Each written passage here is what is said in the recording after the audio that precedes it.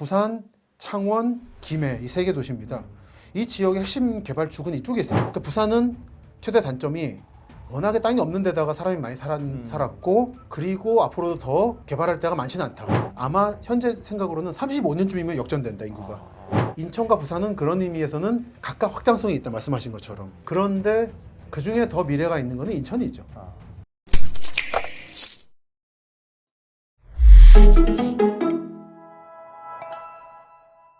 그리고 부산은 대표적으로 이쪽에 항구 도시지만 네. 또 서울 가까운 인천이 또 서쪽의 항구 도시잖아요. 그렇죠. 요즘엔 두 곳을 비교를 또 많이 하더라고요. 선생님은 어떤 느낌이 오십니까? 두 도시를 비교하면? 저는 이제 도시의 확장성인데 네. 부산도 굉장히 큰 항구 도시지만 그렇죠. 인천이 굉장히 인구도 늘고 그렇죠. 뭔가 많이 발전돼 가는 것 같아서요. 맞습니다. 네. 그 확장성으로 보면은 사실 부산은 지금 공장이나 아파트를 지을 곳이 이제 기장밖에 안 남았죠. 그러다 보니까 이런 정강같이 산골짜기에다가도 신도시를 짓고는 교통망을 안 갖춰줘가지고 시끄럽게 하고 그렇습니다만 부산이 저렇게 다 산 지형으로 돼 있구나. 산이에요. 그러니까 산이고 바닷물이 깎여가지고 절벽이 있는 지형에다가 억지로 깎아내서 집 짓고 그거 안 되면 매립하고 그런 도시죠. 인천도 그렇긴 한데 인천은 부산보다는 그래도 평지가 있습니다. 그리고 더 예, 해안선이 굴곡해져서 간척하기도 편해요. 인천 분들 말씀 들어보면 내가 어릴 때 저기 바다였는데 와보니까 땅이 돼 있다. 참 많이 듣습니다. 이건 부산 이상이에요. 근데 그런 건 좀 무서워요.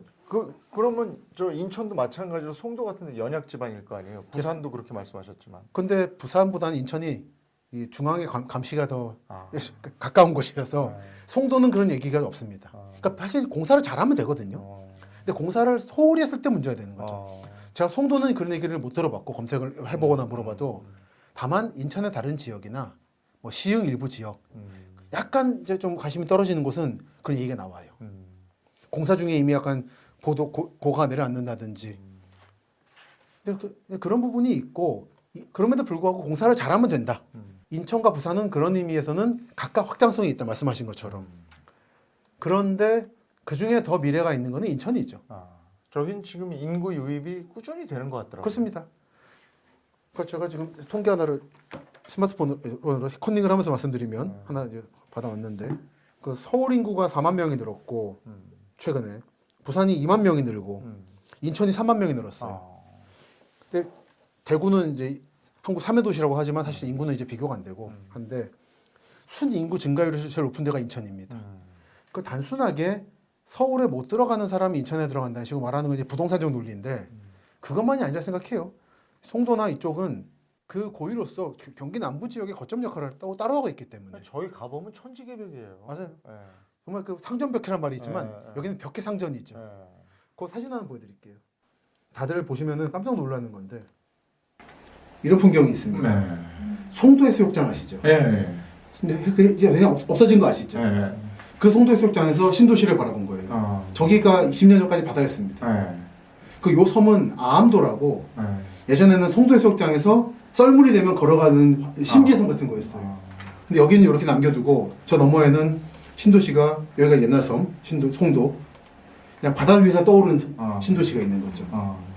이렇게 만들어진 게 부산에서 명지고 수도권에서 송도인데 송도는 명지보다 일단 튼튼한 것 같다라는. 그리고 여기 아직 빈 땅 많잖아요. 그러니까 인천이 좀 크게 빈 땅이 두 개가 있는데 하나가 송도요 남쪽 이런 데들 아직도 개발 여지가 있네. 예, 아주 많습니다. 그래서 요즘에 송도가 요즘에 오송 쪽에 생명과학단지 만들잖아요. 그를 끌어들이려고 해요, 공장들을. 근데 경고의 목소리는 지금은 땅이 넓은 것 같지만 공장 몇 개 들어오면 끝난다. 너무 그러지 말고 좀 더 고밀도 개발하라고. 송도가 저기가 주택가인데 지금 공장 들어오는 걸 좋아하겠어요? 아니 그거는 원래 계획이 그렇습니다. 원래 산공 합작단지예요. 이런 식으로 보시면 다 공단이잖아요. 그리고 또 하나가 북쪽에 이번에 이제 검단구로 분리되기로 확정된 이쪽 검단인 거죠. 이쪽. 자, 여기는 한번 우리가 날 잡고 인천 이쪽을 한번 더 해봐야 될 것 같아요. 그렇습니다. 여기는 이제 부산 얘기를 하니까 부산 얘기니까. 참고로 인천 한번 봤고요. 다시 예. 이제 부산으로 한번 돌아가 맞습니다. 보면 그래서 부산과 인천이 많이 비교가 되는데 부산보다 인천이 개발할 데가 많아서 그렇군요. 아마 현재 생각으로는 35년쯤이면 역전된다 인구가. 근데 아마도 그보다 앞당겨질 수 있다는 게 최근의 얘기이다. 그러니까 부산은 최대 단점이 워낙에 땅이 없는 데다가 사람이 많이 살았고 그리고 앞으로도 더 개발할 데가 많지는 않다. 근데 그 마지막 포인트는 기장이다라는 거. 그 여러분들이 기장을 주목하셔야 될 이유는 그겁니다. 그러니까 우리 부산, 우리 울산이 아니라 동남권, 부산과 울산의 연합으로 봤을 때 어떻게 개발되냐는 거를 좀 광역적으로 보셔야 될 겁니다. 개발할 때. 현지 분들이 고민하실 문제예요. 근데 정치인들이나 시장들은 딱 우리 도시만 보거든요. 예를 들어서 부산, 말씀하세요. 부산하고 울산은 가까우니까 부산, 울산을 한 묶음으로 보면 되겠네요. 그렇습니다. 네. 보면 그러면 인구가 거의 460만 되거든요. 네. 이게 광역이죠. 네. 근데 이제 부산 분들이 이제 지방 도시들의 문제가 늘 자기 도시와 서울만 비교해요. 서울은 이런데 왜 우리는 이러냐? 서울 수도권이 인구 다 가져간다는데 부산 경우는 울산 인구를 빼오고 있습니다. 동해선 전철이 만들어지면서. 근데 부산 분들이 그 말씀 안 하시더라고요. 본인들이 울산 인구 빼오는 거 말씀 안 하시고 수도권이 가져간다는 말씀만 하세요. 그래서 저는 요즘에 전국을 다니고 있는데 다 그렇습니다. 우리 도시는 서울에 있는데 뭐가 없다. 근데 그 도시가 자기 주변 도시에서 뭐 하는지는 말씀을 아무도 안 하는. 근데 그런 분은 특히 이 방송 보시는 이제 수도권 바깥 도시 분들은 좀 고민하시는 문제입니다. 우리 도시는 지역에서 어떤 역할을 하는가라는 거. 부산 경우가 그런 거라는 거. 인구 문제에서는 부산은 이 동남권에서는 강자입니다. 그러니까 너무 약자 역할을 액션 하시면 좀 문제가 될 수 있는 게 방금 말씀드렸던 문현 금융단지 여의도 산업은행을 가져오기로 했잖아요. 아마 핵심 시설 일부는 여의도에 남기고 나머지 가져올 것 같은데 근데 논리가 그거였어요. 균형 발전을 위해서 부산에 줘야 된다. 근데 이번 정권의 어떤 분이 말씀하신 게 균형 발전 말은 꺼내지 말라. 줄 거니까. 균형 발전이면은 저기 전남 한평이라든지 이런 데가 더 균형 발전이지. 어떻게 부산이 균형 발전이냐. 그러니까 그런 말은 부산은 하면 안 된다는 말을 하는 거죠. 또 이제 부산 전 이제 지금도 부모님이 부산 사십니다, 기장에. 그렇기 때문에 말씀드릴 수 있는 게 있는데 그 인천공항이 있는데 왜 부산은 공항이 이렇게 작냐, 김해가. 그러니까 가덕도 만든다고 해요. 근데 그러면서 부산항과 광양항이라는 게 있거든요. 투포트 전략으로 두 개의 항구가 있다. 그건 또 싫어하세요. 부산이 집중주의지 왜 광양을 분산시키느냐. 그런 입장은 좀 특히 부산 분들은 정립하실 필요가 있다. 왔다 갔다 하시면 안 된다. 그럼 논리가 안 먹힌다. 외부에 대해서도. 부산공항은 KTX 이후로 많이 좀 약해지지 않았습니까? 김해공항이죠. 네. 그러니까 여전히 근데 KTX가 많이 쓰이나요? 포하고 그리고 부산역에 내려가지고 서쪽 신항이라든지 자유경제 지역이죠. 이쪽 오는 게 쉽진 않아요. 여기 김해공항은 바로 옆이거든요. 요즘에 이 지역 말씀 잘 해주셨는데요. 부산, 창원, 김해 이 세 개 도시입니다. 이 지역의 핵심 개발축은 이쪽에 있습니다. 요 부산 신항 쪽. 다 매립지예요. 이게 제가 2012년에 찍었던 방금 보여드린 부산 신항의 상황입니다. 이제 막 공사 시작하고 지금 가면 여기 아파트 다 들어서 있어요.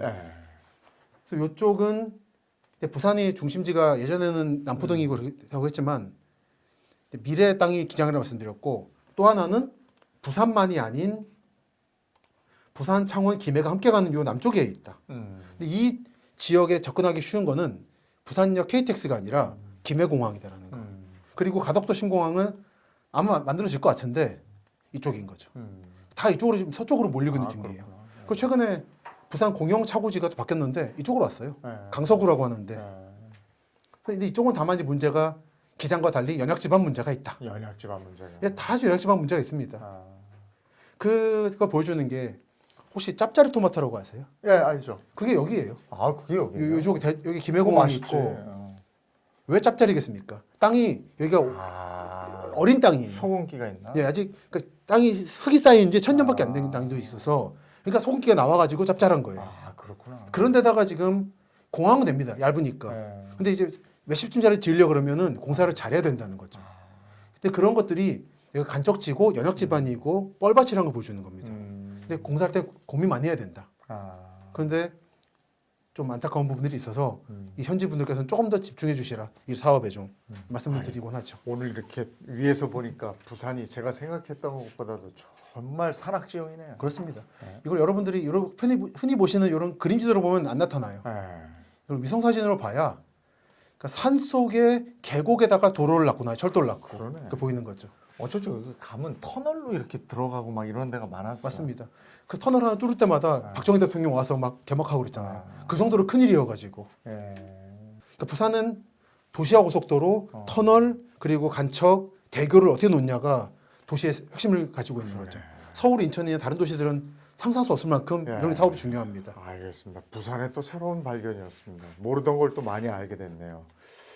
박사님 또 새 책이 나왔죠? 예, 지금 오늘 말씀드린 내용들이 네, 네. 새 책에 담겨 있습니다. 아, 그러면 우리 미래에 대한 미래 도시에 대한 내용들을 더 알고 싶으면 그 책을 보면 되는 거예요. 예, 지금 이미지가 나가듯이 네. 잘 부탁드립니다. 아우, 책을 왜 이렇게 두껍게 쓰셨어요? 그 줄인 게 그 정도입니다. 그 전국 도시들을 한 번씩은 다 다루려고 그래서 아. 하다 보니까 좀 두꺼워졌습니다. 알겠습니다. 더 알고 싶으신 분들은 이 책을 통해서 우리의 도시를 그리고 도시의 미래를 파악해 보시면 되겠습니다. 오늘 김시덕 박사와 함께 우리나라 도시의 미래에 대해서 얘기를 나눠봤는데요.